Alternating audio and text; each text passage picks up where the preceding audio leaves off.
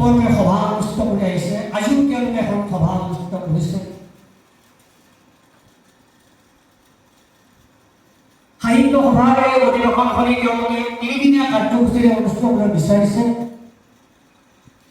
যাতে অসম সাহিত্য সভাৰ আৰ্হিত আগতে কামৰূপীয়া সাহিত্য সভাই যেনেকৈ শিবিৰ অনুষ্ঠিত কৰি শিবিৰ বা অসম সাহিত্য সভাৰ আৰ্হিত শেষত আপোনালোকৰ সকলোৰে সহযোগিতা আৰু সদিচ্ছাৰ ওপৰত আলোচনা বিশ্লেষণ বিজ্ঞানসন্মত আলোচনা হওক তাকে কামনা কৰিম আৰু ঈশ্বৰৰ ওচৰত প্ৰাৰ্থনা কৰি আমি আপোনালোক সকলোকে আমাৰ স্বাগত সম্ভাষণ জনাই ইয়াতে সামৰিছোঁ। জয়তু অসম সাহিত্য সভা, জয়তু কামৰূপ জিলা সাহিত্য সভা, জয়তু স্থানীয় সাহিত্য সভা ধন্যবাদ।